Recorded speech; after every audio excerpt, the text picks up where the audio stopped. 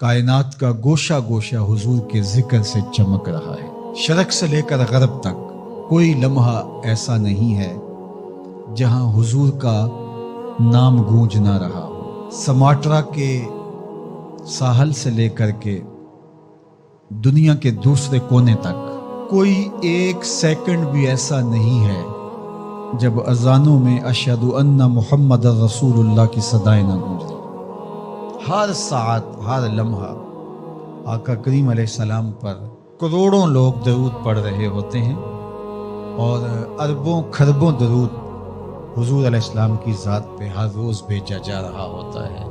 یہ حضور کی عظمتوں کے پھریرے ہیں جن کو لہرانے کا ذمہ میرے رب نے اپنے ذمہ کرم پہ لیا ہوا۔ وَلَلْآخِرَةُ خَيْرٌ لَكَ مِنَ الْأُولَى، ہر آنے والی گھڑی گزرے ہوئے لمحے سے آپ کے لیے بہتر ہی ہوگی۔ وَرَفَعْنَا لَكَ ذِكْرَكَ، محبوب تیرے ذکر کو رفعت ہم نے دی ہے، اور جس کے ذکر کی رفعت کا ذمہ میرے رب نے اٹھایا ہو اس ذکر کے فروغ کو کوئی کم نہیں کر سکتا، اس اونچے جھنڈے کو کوئی جھکا اور سرنگوں نہیں کر سکتا۔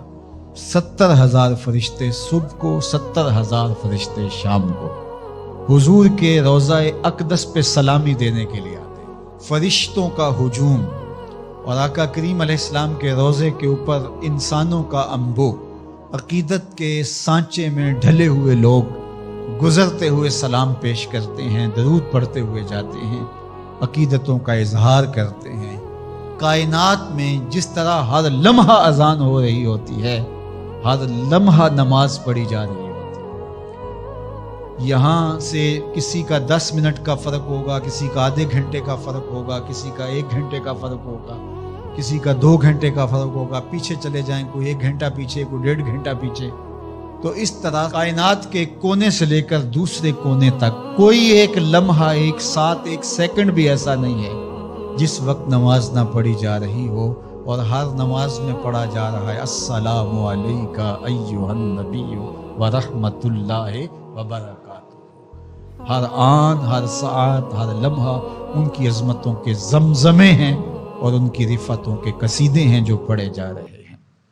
اللہ اکبر، یہ شان ہے اللہ نے اپنے محبوب کو عطا فرمائی۔ لا یؤمن احدکم حتی اکون احب الیہ من والدہ وولدہ والناس اجمعین، تم میں اتنی دیر تک کوئی شخص کامل مومن نہیں ہو سکتا جب تک اپنے ماں باپ سے، اپنے رشتہ داروں سے، اپنے عزیزوں سے، کائنات کے ہر فرد سے جب تک میرے سے زیادہ پیار نہیں کرتا ہے۔ اللہ اکبر۔ حضرت سیدنا علی المرتضیٰ رضی اللہ تعالیٰ عنہ فرماتے ہیں، سخت گرمی میں میٹھے اور ٹھنڈے پانی سے جتنی محبت ہوتی ہے ہمیں حضور اس سے بھی زیادہ محبوب تھے۔ اللہ اکبر۔ یہ حضور کی محبت ہے جو اہل ایمان کے سینوں میں رکھی گئی۔ اہل ایمان تو اہل ایمان رہے، حضور کا پیار تو پتھروں کے کلیجے میں بھی رکھا گیا ہے۔ فرمایا کہ احد جبل یحبنا ونحبہ، احد پہاڑ ہے جو ہم سے پیار کرتا ہے، ہم اس سے پیار کرتے ہیں، تو کائنات ان سے محبت کرتی ہے۔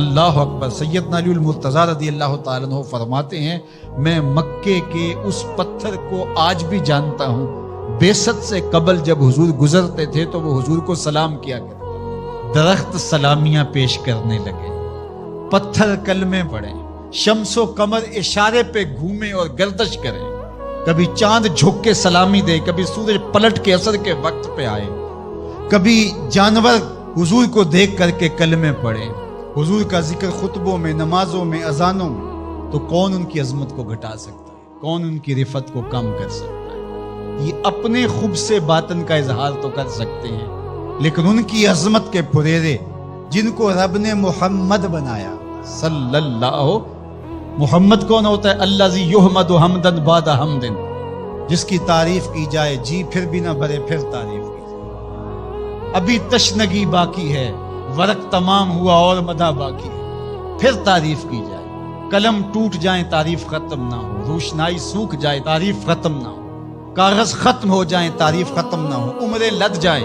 تعریف ختم نہ ہو، تعریف کی اپنی تعریف ختم ہو جائے، محمد وہ ہوتا ہے جس کی تعریف ختم ہو۔ کفار مکہ جب حضور کی مخالفت کرتے تھے، سب و شتم کرتے تھے، تو ایک دن ان میں سے کسی نے کہا تم تو اہل زبان ہو اور تم محمد کہتے ہو اور عیب بھی لگاتے ہو، یہ بات کوئی اجمی کرے تو سمجھ میں آتی ہے، لیکن تم تو عرب ہو اور تمہیں پتہ ہے لفظ محمد کا معنی کیا ہے، پھر بھی تم تنقیص کرتے ہو۔ تو ایک بات کرو، یا تو عیب لگانا چھوڑ دو یا محمد کہنا چھوڑ دو۔